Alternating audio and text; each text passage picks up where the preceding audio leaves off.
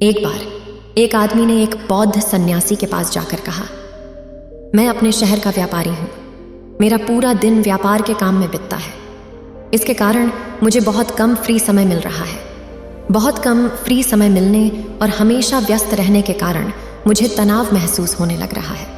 पिछले कई महीनों से मैंने अपना कोई काम ठीक से नहीं किया है। अब मुझे ऐसा भी महसूस नहीं होता कि कुछ करने का मन कर रहा है। मैं काम को टालने में आदत सा हो गया हूँ। इन आदतों के कारण मैं बहुत सुस्त और चिढ़चिढ़ा हो गया हूँ। आजकल मुझे बहुत चिंता और बेचैनी हो रही है। कृपया मुझे एक ऐसा तरीका बताएं जिससे मेरा मन पूरे दिन भटकता न रहे और मैं अपने व्यापार पर ध्यान दे सकूं, जैसा पहले करता था। बौद्ध सन्यासी ने व्यक्ति की सभी बातें ध्यान से सुनी और फिर कहा, तुम्हारी समस्या तुम्हारा व्यस्त काम नहीं है, बल्कि अपने काम को बोझ समझना है।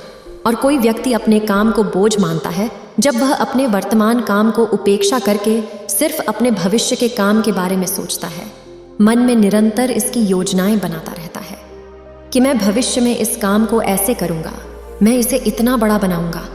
और जब कोई व्यक्ति किसी काम के बारे में ही सोचता रहता है लेकिन वह किसी भी निर्धारित कदम का अवलंबन नहीं करता है, तो वह उस काम के बारे में तनाव से घिर जाता है और फिर वह काम उसके लिए एक बोझ बन जाता है। इसे सुनकर व्यक्ति ने कहा, हाँ संत जी, आपने मेरी बात कर दी है। पिछले कुछ महीनों से मेरे काम पर ध्यान केंद्रित करने की बजाय मैं अपने व्यापार के भविष्य के बारे में सोचता रहता हूँ। मुझे चिंता होती है कि आने वाले समय में मेरा व्यापार कम हो सकता है और कोई अन्य व्यापारी मेरे व्यापार क्षेत्र में हस्तांतरित हो सकता है। मेरे मन में बहुत सारे नकारात्मक विचार रहते हैं जो मुझे आज के व्यापार पर ध्यान केंद्रित करने से रोकते हैं। इसे सुनकर बौद्ध सन्यासी ने कहा, हम अपनी सोच में समस्याओं को जितना बड़ा बनाते हैं, समस्याएं वास्तविक जीवन में वैसी बड़ी नहीं होती हैं। सबसे महत्वपूर्ण बात यह है कि आपको अपने आज के परिप्रेक्ष्य में ध्यान केंद्रित करना होगा, बाकी सब खुद ब खुद संभाल लेगा। व्यक्ति ने कहा, मैं यह नहीं कर पा रहा हूँ संत जी, मैं अपने आज के काम पर ध्यान केंद्रित नहीं कर सकता। मैंने बहुत कोशिश की है लेकिन हर बार हार जाता हूँ। मैं पिछली गलतियों का पछतावा करता हूँ। मैं भविष्य की योजनाएं बनाना शुरू करता हूँ और फिर मेरा मन बेचैन हो जाता है। आप मुझे कुछ ऐसा रास्ता दिखाएं जिससे मैं आज पर ध्यान केंद्रित कर सकूं। लेकिन मैं ध्यान, योग आदि को लंबे समय तक नहीं कर सकता, न ही मैं किसी महान ध्यान को कर सकता हूँ। इसलिए आप मुझे एक सरल तरीका बताएं। बौद्ध सन्यासी ने कहा, ठीक है, आज मैं आपको 10 छोटे छोटे तरीके बताने जा रहा हूँ जिन्हें आप अपने दैनिक कार्यों में शामिल कर सकते हैं। ये उपाय बहुत छोटे लग सकते हैं, लेकिन अगर आप पूरी संकल्प से इन्हें अपनाते हैं तो कुछ ही दिनों में आपको सकारात्मक परिणाम दिखाई देने लगेंगे और आप अपने वर्तमान काम को और सावधानी से कर पाएंगे। व्यक्ति ने कहा, हाँ संत जी, आप मुझे वह 10 तरीके बताइए और मैं निश्चित रूप से उनका पालन करूंगा। बौद्ध सन्यासी ने शुरू किया। पहला तरीका है ध्यानपूर्वक भोजन करना। बहुत से लोग भोजन करते समय भोजन को ध्यान से नहीं खाते हैं, बल्कि उनका ध्यान किसी से बात करने, पुराने विचारों में खो जाने या कुछ देखने में रहता है। इसके कारण उनका मन भोजन करते समय भी बेचैन रहता है। जब हमें भोजन की थाली मिलती है तो हमें ध्यान से उसकी सुगंध का परीक्षण करना चाहिए। थाली में कौन कौन सी खाद्य पदार्थ सजाए गए हैं और भोजन कैसा दिखता है। हमारे मन में हमें उस व्यक्ति का धन्यवाद करना चाहिए जो खाना बनाता है और जिसने उस खाद्य पदार्थ को उगाया है। हमें हर चबाने में भोजन का स्वाद आनंदित करना चाहिए, सिर्फ पहले चबाने में ही नहीं। यदि आप प्रेम के साथ ध्यानपूर्वक भोजन करेंगे तो जब भोजन समाप्त होगा तब तक आपका मन पूरी तरह से शांत हो जाएगा और आपको अंदर से खुशी का अनुभव होगा। और इसी कारण से पुराने भारतीय समाज में खाने को चुपचाप करना एक परंपरा रही है, क्योंकि चुपचाप ध्यानपूर्वक खाना भी ध्यान का एक तरीका होता है। और न केवल खाने के समय बल्कि आपको चलना, स्नान करना, सफाई करना आदि दैनिक कार्यों को भी ध्यानपूर्वक करना चाहिए। तभी आप पूरे दिन खुशी और आनंद में संपूर्ण होंगे। बौद्ध सन्यासी ने कहा, एक और तरीका है अपनी सांसों पर ध्यान देना। सांस लेना एक प्राकृतिक और लययुक्त प्रक्रिया है जो स्वतः ही होती रहती है। हम जब अपनी सांसों पर ध्यान देते हैं तो हम मन से बाहर निकलकर अपने शरीर में आते हैं। इसके परिणाम स्वरूप हम अपने विचारों के भ्रम, भय और चिंता से मुक्त हो जाते हैं और आप इसे कभी भी कर सकते हैं। बुद्ध द्वारा बताई गई पूजा ध्यान की विधि में उन्होंने बताया है कि जब आप तनावित हो या खुद को विचारों में उलझा पाते हो तो तुरंत अपनी आने जाने वाली सांसों पर ध्यान केंद्रित करें, तो तत्काल अपने आने जाने वाली सांसों पर ध्यान दें। कुछ ही क्षणों बाद आप खुद को शांत महसूस करेंगे। आपका सभी भ्रम, सभी तनाव दूर हो जाएगा। और यदि आप लंबे समय तक सांस रोककर और ध्यान करने में आदत डालते हैं तो आप सबसे बुरे स्थितियों में भी शांत बने रह सकेंगे और अपने वर्तमान कार्यों पर ध्यान केंद्रित कर सकेंगे। सांसों पर ध्यान देना हमें याद दिलाता है कि हम कौन हैं। हमें एहसास होता है कि हम वो विचार नहीं हैं जो अभी हमारे अंदर चल रहा है, बल्कि हम उससे अलग हैं, हम उसके ऊपर हैं। मित्रों, अपनी सांस पर ध्यान देकर हम कई नई आयाम खोज सकते हैं। हमारे पूर्वजों ने इस पर बहुत काम किया है कि केवल अपनी सांस को नियंत्रित करके हम ऐसी चीजें कर सकते हैं जो साधारण मानव जीवन से परे होती हैं। अपनी सांस पर ध्यान देते हुए हम अपने आप को ऐसी स्थिति में रख सकते हैं कि जीवन में कोई भी उतार चढ़ाव हमें परेशान नहीं कर सकता। बौद्धिक सन्यासी ने उस व्यक्ति को कहा, तीसरा तरीका है अपनी इंद्रियों से जुड़ना। हमारे पास 5 इंद्रियां होती हैं, नाक, त्वचा, जीभ, कान और आंखें, जो हमारे शरीर के द्वार होती हैं। लेकिन जब हम विचार में खो जाते हैं तो हम अपनी इंद्रियों को महसूस नहीं कर सकते। हमारे चारों ओर क्या हो रहा है, सुगंध कैसी है, कौन सी ध्वनियां आ रही हैं।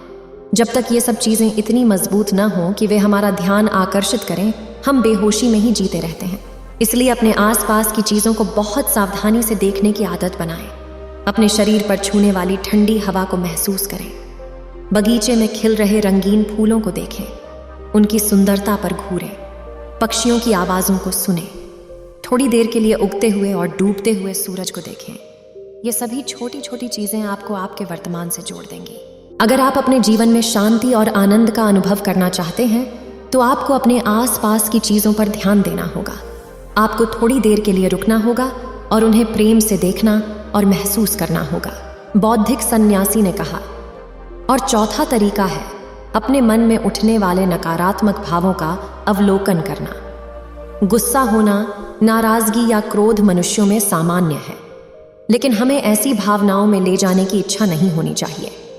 जब हमारे अंदर किसी भी प्रकार के नकारात्मक भाव होते हैं तो हमें इन भावनाओं पर ध्यान देना चाहिए।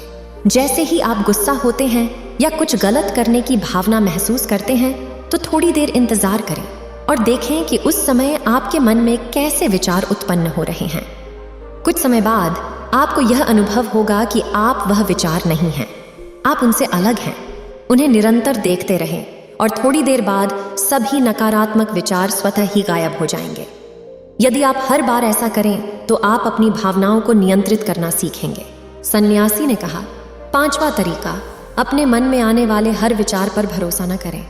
हमारा मन हमेशा अनुमान और पूर्वानुमान बना रहता है जो हकीकत में सत्य नहीं हो सकते।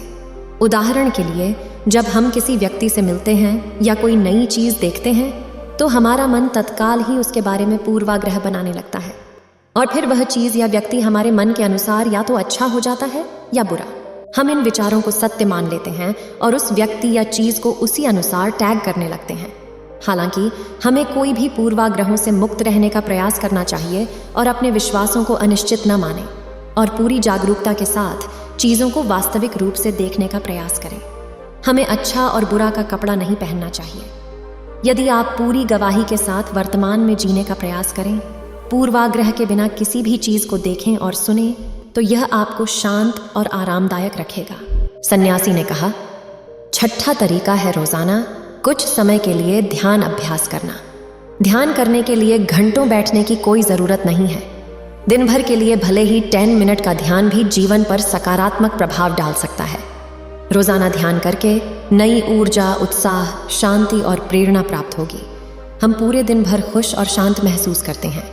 रोजाना ध्यान करके आप स्वतः ही वर्तमान क्षण में जीना सीखते हैं। सन्यासी जारी रखते हुए कहा, 7वां तरीका है आपके पास जो है उसके लिए आभारी रहें। जीवन में खुशी लाने का सबसे सरल तरीका आभार व्यक्त करना है। हम आभार व्यक्त करके हमें असली आनंद देने वाली चीज़ों के साथ ही उन चीज़ों के लिए भी आभार व्यक्त करके उन्हें प्राप्त करने का रास्ता देखने लगते हैं, क्योंकि आभार से भरी हुई हृदय दिक्कतों पर ध्यान नहीं देता बल्कि समाधानों पर ध्यान देता है। आपके पास जो कुछ भी हो उसके लिए अदृश्य सार्वभौमिक शक्ति का धन्यवाद देने से आपका जीवन चमत्कारिक रूप से बदल सकता है। आपको सोचना चाहिए कि आपके पास कुछ विशेष चीजें होने के लिए कितनी कृतार्थ हैं। उदाहरण के लिए, एक ठीक ठाक व्यापार होना। हम नहीं जानते कि कितने लोग आपकी तरह का व्यापार करना चाहेंगे, परंतु उनके पास इसका अवसर नहीं होता। विश्व में लाखों लोग भूखे होते हुए भोजन के लिए आभारी रहने के लिए भी आपको धन्यवाद देना चाहिए। सन्यासी ने कहा, 8वां तरीका है अन्य लोगों को सतर्कतापूर्वक सुनना। किसी दूसरे व्यक्ति से बातचीत करते समय उनके कहने के बारे में सोचने या कैसे जवाब देने के बारे में विचार करने के बजाय सतर्कतापूर्वक सुने। आपके सामने व्यक्ति को ध्यान से सुने, केवल जवाब देने के लिए नहीं, बल्कि उनकी भावनाओं को समझने के लिए। कान, हृदय और आत्मा के साथ सुनने से आप उस व्यक्ति के साथ अपना संबंध मजबूत कर सकते हैं। यह आपकी सहनशीलता और ध्यान का अभ्यास कराता है। अधिक सुनना और कम बोलना मानसिक तनाव को कम करने में मदद करता है और बात करने वाले व्यक्ति का सम्मान करता है। सन्यासी ने जारी रखा, 9वां तरीका है अपने महत्वपूर्ण कार्य के लिए निश्चित समय निर्धारित करना। अपने दिन में कार्य, स्नान, सफाई और भोजन जैसे महत्वपूर्ण कार्यों के लिए समय निकालें। महत्वपूर्ण कार्यों को समय के अनुसार बांटने से नियमितता होती है और बाधाओं को कम करती है। सही समय पर सही चीज करने से हमारे जीवन में अनुशासन, शांति और खुशी आती है। सन्यासी अंतिम तरीके के बारे में कहते हैं, 10वां और अंतिम तरीका है अपनी दैनिक गतिविधियों पर ध्यान देना। जब भी आप कुछ करते हैं, उसे वर्तमान क्षण में करने का प्रयास करें। आपका मन अपनी खुद की विचारों में भटक सकता है, लेकिन अपने आप को वापस वर्तमान में लाएं। और आपको इसे हर बार करना होगा, जब तक यह आपकी आदत न बन जाए। उसी समय जो काम करते समय उठते हैं, विचारों को ध्यान से देखने की कोशिश करें। यह अभ्यास आपकी वर्तमान में जीने में मदद करेगा। सन्यासी ने जारी रखा, शांति और आनंद एक घटना नहीं है, ये हमारे जीवन के साथ चलने वाली प्रक्रिया है, अगर हम सचेत रहना सीखें। इसके बाद बौद्ध भिक्षु चुप हो गए और व्यापारी ने अपना कृतज्ञता व्यक्त की और चला गया। उम्मीद है आप सभी को यह वीडियो अच्छी लगी होगी। अगर आप बुद्ध के सच्चे विश्वासी हैं तो चैनल को सब्सक्राइब और वीडियो को लाइक करके कमेंट में नमो बुद्धा लिख दीजिए।